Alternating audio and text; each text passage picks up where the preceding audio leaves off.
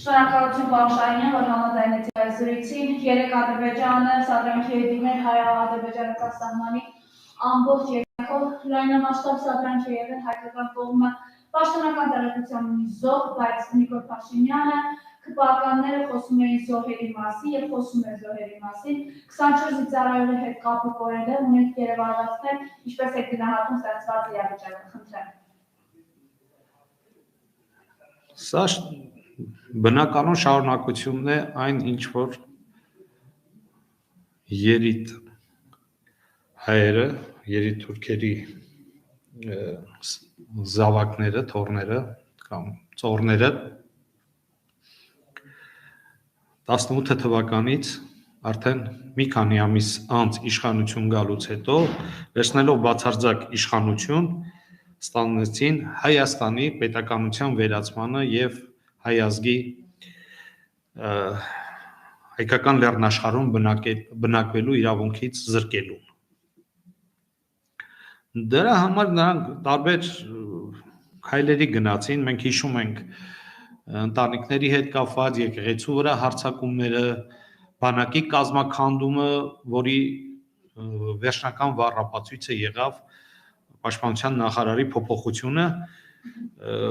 պետք է նշեմ, որ անհամեմատելի բևեռներ էին նախորդ նախարարը եւ այն, ով այսօր իր վրա վերցրել է զինված ուժերի պաշտպանության նախարարի այդ պատասխանատու պաշտոնը։ Սա հատուկ բերվել է վերջնականապես, քանի որ Ադրբեջանի նախագահն նաև այդ մասին ինքը հոխորտում է, հայտարարում է, որ Հայաստանի ինչին է պետք զինված ուժեր ունենալը, եւ սրա բնական շարունակությունն է, բնականon գործընթաց է, այո, այսպես է լինելու։ Եթե մեզ թվում է, որ մեր թշնամին նստած է Բաքվում կամ Անկարայում, մենք շատ սխալվում ենք։ Թշնամին նստած է Երևանում, կառավարության շենքում, խորհրդարանում եւ նաեւ շատ կարեւորագույն կառույցներում իրավական համակարգի։ Ինչը որ իրենց մոտ ստացվում է, կարողանում են իրենց եղած ինֆորմացիաներով, ռեսուրսներով ճնշել ցանկացած ընդվզում։ Եվ այո, այսպես է լինելու։ Դուք տեսեք հայ զինվորի ոգին։ Հայ զինվորը զենքը ձեռքին,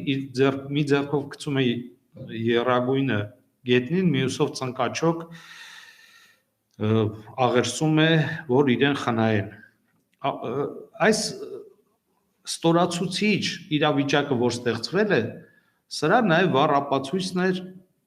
հունիսի 20-ի արտահերթ ընտրությունները, երբ կապիտուլյանտի հետ գնացին ընտրությունների։ Դա շատ մեծ հարված էր մեր ազգային ինքնությանը, արժանապատվությանը։ Պատկերացրեք, որ հազարավոր երիտասարդների կյանքը խլել տալով, տարածքները թշնամուն նվիրելով եւ տվյալ պաշտոնյան կազմակերպում է ընտրություն եւ ստանում է մեծամասնություն ձայների։ Իհարկե դա այդ ամբողջը կազմակերպված էր, բայց նաև դրան իրենց մասնակցությունն են ունեցել այն ուժերը, ովքեր նրա հետ գնացել են ընտրությունների։ Ինչն էիք ընտրում, ում էիք ընտրում, ինչին էիք ընտրում, խորհրդարան, հա, արտահերթ ընտրություններ։ Սա է լինելու է պատկերը, ասում է ես ունեմ մեծամասնություն, ես այսքան եմ հասկանում, այսքան եմ անում։ Ես փրկում եմ տասնյակ, հարյուրավոր, հազարավոր կյանքեր եմ զոհաբերում, բայց փրկում եմ տասնյակ, հարյուրավոր, միլիոնավոր քաղաքացիների կյանքերը։ Ինչևէ, մեր վիճակը ուղղակի ծայրաշրջան ծանր է եւ շատ տխուր է, որ այսօր ըմբոստանում են մեր անհատ քաղաքացիները կամ այն քաղաքացիները, ովքեր որ այդ պահին իրենց զավակը կամ որդին, հայրը, պապը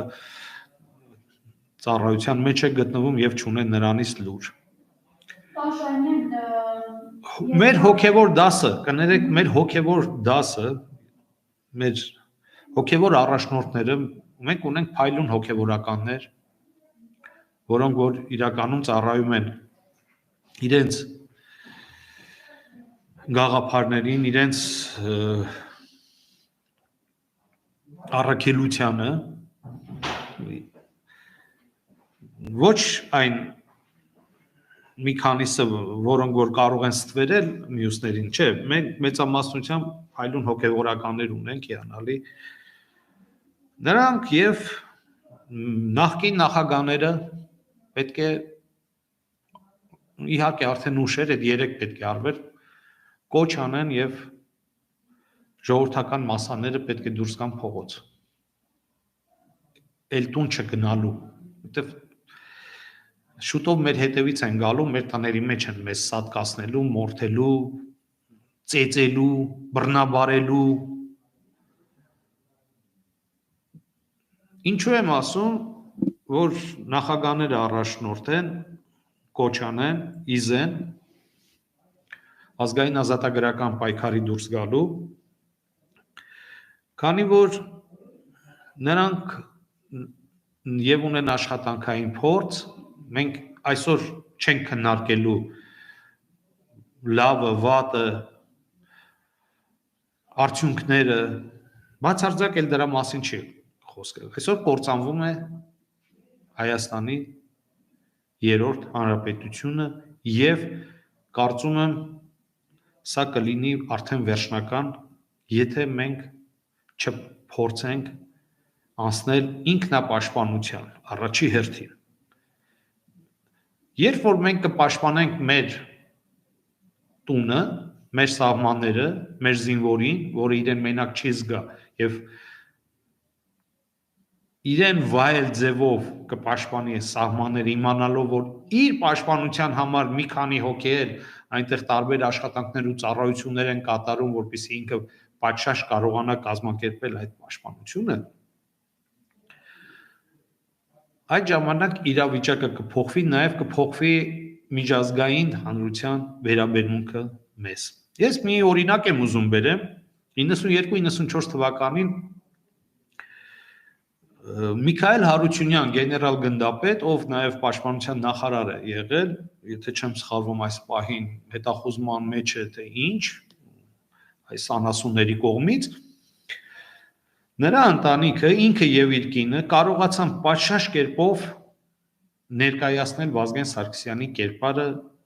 համապատասխան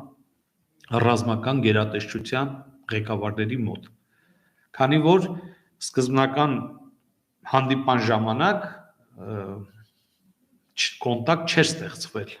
հետագա համագործակցության։ Եվ տեսեք այդ հանդիպումից հետո իրավիճակը փոխվեց, մենք ունեցանք հաղթանակ, որը մենք այսօր ցավոք սրտի չունենք։ Մենք ունենք հիանալի զորահրամանատարներ, նույն Միքայել Հարությունյանը, Խաչատուրով ընտանիքը, Արշակը Կարապետյան, Արգամը Գևորգյան կան, կա այն պոտենցիալը, որը կարող է այսօր ստեղծել այն ինչ, որ մենք ունենք, բայց այսօր արդեն չունենք ու նվիրեցինք։ Պատկերացնում եք, պատերազմի ժամանակ ուղղակի նվիրվեց մեր ռազմատեխնիկայի բացարձակ մեծամասնությունը, որը ուղղակի կարելի էր ոչնչացնել, այլ ոչ թե հանձնել, որ հետո կիրառեն մեր դեմ։ Ինչևէ, խոսելու ժամանակ չի, պետք է անցնել գործի, ինչպես որ ասում էին 2008 թվականին, ծիտիկ ուղարկենք, սուրհանդակ ուղարկենք, քար լինի, փայտ լինի, բահ լինի, ով ինչ կարողանում է վերցնել եւ իջնել այս իշխանություններին հեռացնել, պահանջել հրաժարականը Սինգապուր գտնվող կամ պատրաստվող գնացող արդեն Սինգապուրում շատ կարևոր։ Ինչպես դրա մասին Արարողյան Էրթան Նազարյանը մեզ մոտ խոսել, որովհետև նախագահականի որևէ պաշտոնական տեղեկություն չկար, որ Արմեն Սարգսյանը մեկնել է Սինգապուր։ Իսկ ինչու պետք է լիներ նախագահական էջում Արմեն Սարգսյանը իր անձնական գործերով է գնացել Սինգապուր, չի գնացել, որ այնտեղ զեկույցով հանդես գա։ Երբ արդեն հրապարակային եղավ այդ Ղազարյանի խոսքը, նոր հայտնեցի, որ Արմեն Սարգսյանը այնտեղ է խոսում է սահմանային վիճակների։ Բայց Արմեն Սարգսյանը 3 հեռախոսազրույց է ունեցել Նիկոլի հետ, նրանք հարցեր են քննարկել։ Աղքը ասում է ճգնաժամ ենք ստեղծել։ Ամբողջ ոտից գլուխ ճգնաժամը իրենց թիմն է։ Սիրելի հայրենակիցներ, դուք մոռացեք, որ դուք ունեք իշխանություններ, որոնք կարող են ներկայացնել հայ ազգի Հայաստանի Հանրապետության շահերը։ Բացարձակ հավաստիացնում եմ, գուցե օտարը շատ ավելի ինքնասեր ու արժանապատիվ լիներ այս ամենը ներկայացնելու, քան իրենք հավաքագրված գործակալներ են, որոնց խնդիրն է հնարավորինս կործանել Հայաստանի ռազմական ուժերը, տնտեսությունը, բարոյա լքել եւ մեր տեսակը վերացնել այս լեռնաշխարհից։ Մենք ունենք բավականին մտածող, խելացի մարդիկ, գիտնականներ, որոնք ուղղակի այսօր ստվերված են կամ չեն վերցնում իրենց վրա պատասխանատվություն։ Դուք պատկերացնում եք, եթե լուսահոգի համաշխարհային աստղաֆիզիկոս Վիկտոր Համբարձումյանը կենթանի լիներ, հիմա ինքը որտեղ էր։ Նա հիմա հրապարակում նստած էր հացադուլի, ինչը որ արեց 80-ականների վերջին։ Եվ նրան միացան մյուս մեծերը։ Այսօր հացադուլի պետք է գա ժավելի ցեխի տերը Աբուլիկը, բայց Աբուլիկն էլ հավես չունի, որ գա ազգը երկիրը փրկելու։ Այդ մենք պետք է անենք։ Այո, մենք մեր իշխանությունները քանդեցին, քայքայեցին, չթողեցին ընդդիմություն ձևավորի, մշտապես ծեծեցին մեր ժողովրդին, ոնց որ այսօր են ծեծում, տարբեր առիթներով, տարբեր ժամանակներում։ Ուսուցիչները այո դարձան ընտրակեղծարարներ, որոնք որ պետք է ապահովեին իշխանությունների վերարտադրվելը, ինչպես որ ավելի վատ դրսևորում ունի այսօր։ Այո, այս կապիտուլյանտը պատահական ծնունդ չէր, նպատահական ծնվել է, բայց նրան դասիրակել են, սնել են, ուղղություններ են տվել, օրենքներ են փոխել, որ ազատազրկման վայրում քիչ մնա։ 2008 թվականից հետո նա մինչև մարտի 1-ի դեպքերից հետո նա մինչև այսօր պետք է նստած դեռ լիներ։ Այդ ինչ բարեփոխումներ էի անում։ Հիմա նա այդ բարեփոխումները բերել է Հայաստանում է անում եւ զինված ուժերում։ Միթե հատուկ ծառայությունները տեղեկացված չէին, թե նա ում հետ ինչ գործարքների մեջ է, որտեղից է սնվում, բայց որտեղից էր սնվում, իշխանություններն էին առաջի հերթին սնում, դրա համար էլ անձեռնմխելի էր։ Պարտադիր պետք է պատգամավոր դառնար։ Պարտադիր պետք է ինչ-որ լարված իրավիճակներ կամ պայթունավտանգ ինչ-որ դեպքերի ժամանակ կիզակետում լիներ, հանդես գար ելույթով, կոչերով, դուք եք, չէ՞, բոլորը իրեն տվել։ Եկեք մի անգամ կանգնեք հայ ժողովրդի կողքին։ Ինչու եմ ասում հայ ժողովուրդ, դեռ ազգից վերածել եք ժողովրդի։ Դուք հետո բնականաբար չեք զբաղեցնելու բարձրագույն պաշտոններ։ Դա ձեզ պետք էլ չի, եթե դուք ցանկանայիք կմնայիք, այդ պարզ է։ Տվեք հնարավորություն այսօր այս իշխանություններից ազատվելու, ստեղծեք հնարավորությունը, առաջնորդեք այդ շարժումը։ Ձևավորվեն նոր իշխանություններ, մի հատ փոխվի էս խորհրդարանական էս համակարգի, չգիտեմ, էս անհասկանալի sense տարածական հորիզոնական պատասխանատվությունները, կարողանանք մենք հանգիստ ձևով ընտրել երկրի ղեկավարություն, նախագահ, խորհրդարան եւ հետո կձևավորվի կառավարությունը։ Այսօր պետք է ստեղծել անունը ինչ կուզեք անվտանգության, փրկության, բայց այդ դրանք արդեն կործանման ենք։ Արդեն կործանվում ենք։ Յուրաքանչյուր մարդ խորը նստած իր տանը մտածում է ուր փախնի, չարտագաղթի։ Դե շատ դժվար է մտածող մարդը, գիտելիք ունեցող մարդը թողնի իր հանգուցյալների շիրիմները, իր հայրական օջախը, իր շրջապատը, իր բարեկամներին եւ չգիտես ինչ անունը ինչ դնես, մի փոր հաց դնես, ում է պետք է ամեն ինչը։ Ով ես դու դրսում։ Հա, կապրես հանգիստ, ինչ որ աշխատանք կգտնես, բայց ամբողջ կյանքով քեզ տանջելու է, որ մենք մեր եղածը դրեցինք, ոչնչացրեցինք ու վաճառեցինք, նվիրեցինք այն ինչը որ արարչի կողմից, Աստծո կողմից նվիրվել էր մեզ։ Ավելի հզոր պետություններ, կայսրություններ, իմպերիաներ, առաջնորդներ իրենց ազգերով նույնիսկ վերացան աշխարհից։ Մենք մնացել ենք,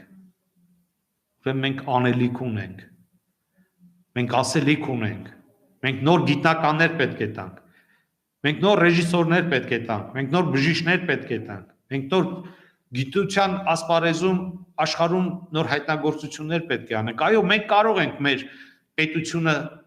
դարձնել շատ կարևոր մի գործոն երկրագնդի վրա։ Այո, մենք կարող ենք դա ստեղծել։ Այո, մենք կարող ենք մեր անվտանգությունը ապահովել եւ ունենալ նաեւ համարժեք արժանապատիվ հարաբերություններով ձևավորված դաշնակիցներ։ Ռուսաստան, Վրաստան, Իրան, Չինաստան, Հնդկաստան, Եվրոպա, Միացյալ Նահանգներ, շատ, բայց Հունաստան, հատուկ ուզում եմ նշել, որ եւս խնդիրներ ունեն։ Մենք, եթե մենք պատրաստ լինենք ոչ մի միլիմետր չզիջելու, թող գան։ Եթե պետքա գան վերցնեն, էլ մեր ապրելը ինչ արժի։ Այսօր ամոթ չի, որ մենք ապրում ենք։ Ամոթ չի այդ տղերքի այդ արյունը դեռ չի չորացել այդ հողի վրա, որ մենք ապրում ենք։ Որ ինչ։ Մի օր եկել ես, մի օր գնալու ես այս աշխարհից։ Բայց գնալուց աչքերը փակելուց մի քիչ քեզ մարդ զգաս։ Առավոտից իրիկուն գերի են գնդակահարեք այդ հրամանատարներին, ովքեր տղեր ջան, ձեզ տեղում ասում են չկրակեք, գերի հանձնվեք։ Դա շատ ստորացուցիչ է, ձեզ ամբողջ կյանքում դա տանջելու է, չեք մոռանալու այդ, որովհետև դուք թասիբ եք ունեցել, որ եկել եք այդ սահմանը պահել եք։ Որ այս իրավիճակում, այս պատերազմից հետո դուք այդ դիրքերում կանգնած եք։ Ով ասում է մի կրակեք, հանձնվեք, հենց տեղում իմացեք նա դավաճանա, ուղղակի հայերեն է խոսում, ուղղակի հայտնվել է այդտեղ, որպես ձեզ ինչ ասեմ, հրամանատար, պատասխանատու այդ հենակետի։ Սատկացրեք տեղում։ 1, 2, 3 դուք տեսեք 4-րդը չի համարձակվել նման հրամանտար մեր զինվորին, մեր աղբերներին, մեր բալեքին։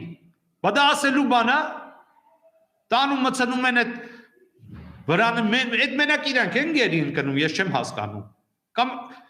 այս սա անելու բան է, տղերք։ Այդ գիտեք ինչից է, որովհետև մենք ռազմական ուժեր չունենք, որ ով հանձնվի կամ հետ գա, պետք է տեղում իմանար, որ ինքը գնդակահարվելու է եւ դա կամ դավաճանության հոդվածով առնվազն դատվելու է։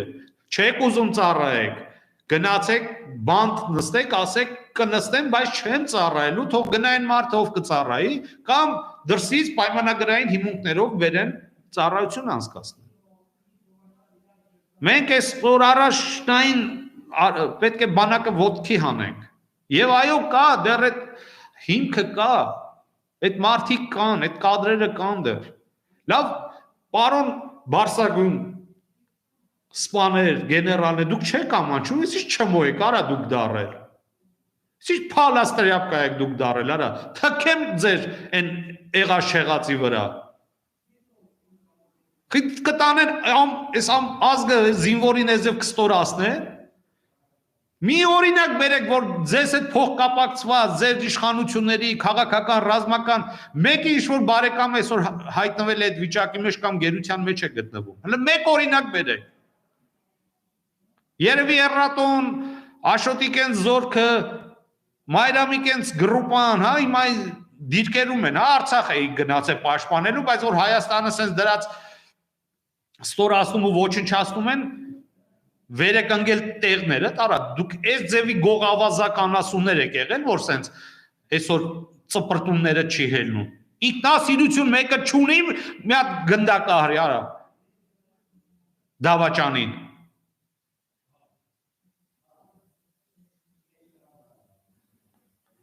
Ձեզ վառելը քիչ է։ Այսօր եկեք ամեն մեկը շանս ունեք,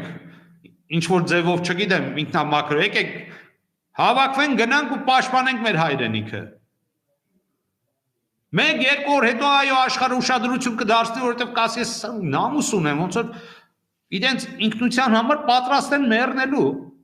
պատրաստ են զոհաբերվելու։ Ստոր պուտանք եք, այս տանում եք երեխեքին սենց դնում փրթում եք։ Կերեք ձեր պագոնները պոկեք, կերեք։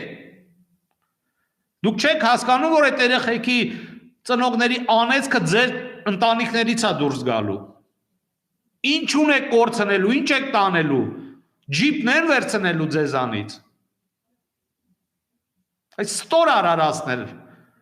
ոնց խափեցիք ես ամբողջ ես միամիտ ստեղծագործող բարի քրիստոնյա ժողովրդին ոնց սենց այս օրի բերեցիք գցեցիք։ Մարդիկ իրանց տներում նստած, այդպես մարդ չկա, որ որոշակի գիտելիք ունենա ու ճնշումների ու գլխացավերի ու չգիտեմ, ամոթի զգացում չունենա։ Պետք չէ, անորոշությունը մեզ պետք չի։ Պետք է որոշակիություն եւ կոնկրետ քայլեր, գործողություններ։ Այդ նախագաներն էլ, եթե իրանց հետ ինչ-որ իրար մեջ հարցեր կան, այդ իշնեք ձոր կճշտեք ձեր հարցերը ձեր մեջ։ Օգտագործեք ձեր ռեսուրսները տրամադրեք, կազմակերպեք, հետո բազմաթիվ փայլուն մարդիկ առաջ կգան։ Մենք այսօր մենք այդ նախ ճիշտ ասած այդ հետոին պետք է հասնենք։ Հələ մենք այդ չգիտենք։ Ինչ եք ամեն մեկը փակվել եք ձեր համար ինչ-որ օրը մի կետ եք ավելացնում, իմ հանդեպ սենց, նրա հանդեպ սենց, այս ինչը սենց, այն ինչը սենց, սրա լրատվամիջոցը սենց, նրանը սենց, այս ինչը այս ասեց, այն ինչ են արեց։ Վերջ տվեք այդ ամեն ինչին հիմա։ Վերջ տվեք, հետո դուք ինքներդ ձեր հարցերը կլուծեք։ Հատուկ դիմում եմ ամենայն հայոց կաթողիկոս վեհապար Տեր Գարեգին երկրորդին, վեհապար Տեր, առաջնորդի հոգևոր դասով, այդ մարդիկ շատ-շատերը մեծ հեղինակություն ունեն մեր մտքի մեր սրտի մեջ, ունեն իրենց խոսքը վստահելի է մեզ համար։ Առաջնորդեք ինքնակազմակերպվել է մեզ պետք հենց հիմա եւ մի մարդու պես պետք է դառնանք ազգ բանակ։